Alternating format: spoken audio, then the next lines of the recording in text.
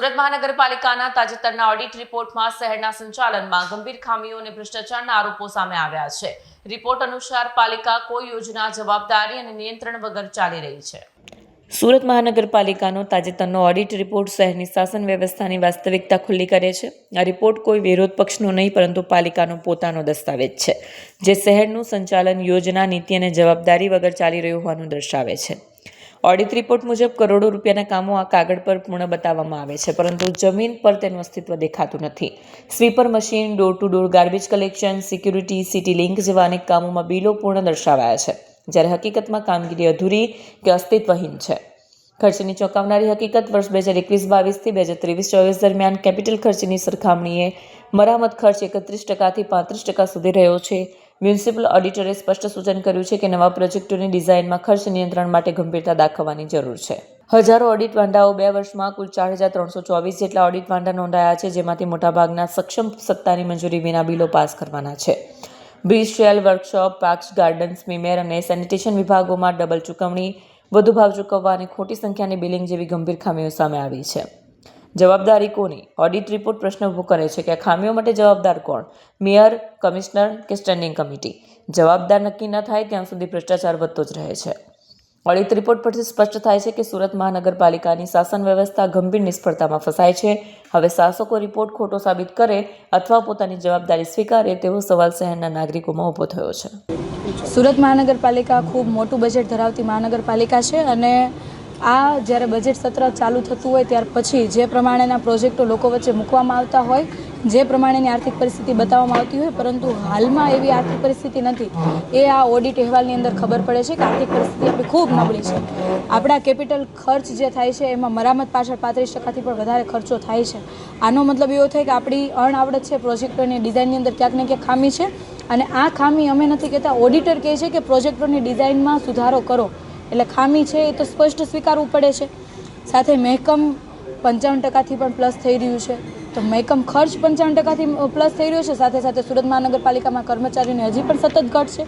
જો ઘટ પૂર્તિ કરવામાં આવે તો મને એવું લાગે છે કે 80%ને પણ પાર થઈ જાય મહેકમ ખર્ચ, જે પ્રોપર આ સંસ્થાનું વહીવટની અણઆવડત ચોખ્ખી માત્ર ને માત્ર મહેકમમાં બતાવે છે।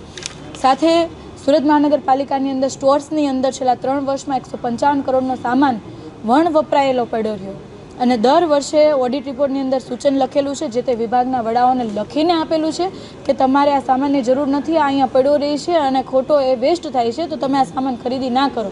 છતાં પણ દર વર્ષે સામાનની ખરીદી થાય છે અને દર વર્ષે સામાન બિનવપરાશી પડ્યો રહે છે। એટલે 155 કરોડની દિવાળી કોના નામની? કોણ આના પાછળ જવાબદાર? સાથે આમાં જે ફાઇલોની અંદર જે બિલો મૂકવામાં આવ્યા એના પણ ઓડિટ થતા હોય છે। એમાં 2 વર્ષની અંદર 4324 જેટલા બિલોની અંદર ખામીઓ છે। ખામીઓ કેવા પ્રકારની છે? તો કોઈ ખામી એવી છે કે જેમાં કોઈ અધિકારી પાસે પાવર જ નથી, છતાં પણ એ બિલ પાસ કરી દે છે અને એના પાસ કરીને ચૂકવણા પણ થઈ જાય છે, જે બિલકુલ યોગ્ય નથી વહીવટી દ્રષ્ટિએ। સાથે વર્કશોપની અંદરનું એક કામ હતું કે જેમાં વાહનોનો ભાવ જે નક્કી થયો એના કરતાં વધારે ભાવથી વાહનોની ખરીદી થઈ ગઈ। એટલે આ સત્તાની ઉપરવટ જઈને અધિકારીઓ કામ કરી રહ્યા છે, એમના ઉપર કોઈ નિયંત્રણ નથી, કોઈ જવાબદારી નથી, કંઈ જ નથી, બેફામ ચાલી રહ્યું છે। સાથે એક કામ તો એવું હતું કે જેમાં એક જ કામમાં 2 વખત બિલ બન્યા અને 2 વખત ચૂકવણા થઈ ગયા। આના પાછળ કોણ જવાબદાર? આ અધિકારીનો તો બિલકુલ ડર નહીં હોય કે 2 વખત, આ તો એક કામ ધ્યાન આવ્યું, બીજે તો કેટલાય કામો આવા હશે? આ સવાલ છે।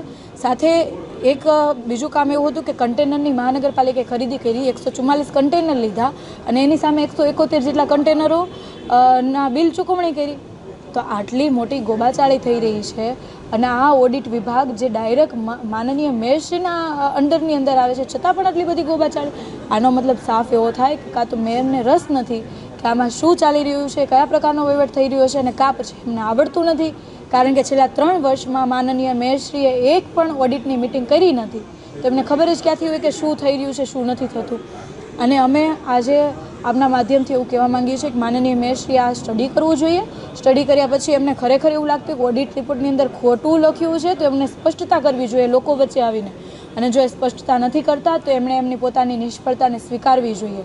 અને સાથે અમારી માંગણી એવી છે કે જેટલા પ્રોજેક્ટો ચાલી રહ્યા છે એમાં થર્ડ પાર્ટી ઇન્સ્પેક્શન કરવામાં આવે અને સાથે સાથે અત્યારે જેટલા વિકાસના કામો હોય, જેટલા પ્રોજેક્ટો હોય, તમામની વિગત ઓનલાઈન કરવામાં આવે, ટેન્ડરની વિગત ઓનલાઈન કરવામાં આવે, તમામ બિલના ચૂકવણા ઓનલાઈન કરવામાં આવે અને તમામ જે કામનો જે રિપોર્ટ છે ઓનલાઈન કરવામાં આવે, જેથી શહેરના લોકો પણ જોઈ શકે કે એમ અત્યારે હાલમાં કયા પ્રકારની કામગીરી થઈ રહી છે ને એમના વેરાનો જે વ્યય થાય છે એ કયા પ્રકારનો થાય છે ને એમાં ભ્રષ્ટાચાર જે છુપાયેલો છે લોકોને પણ ખબર પડે ને એ નાબૂદ કરી શકીએ.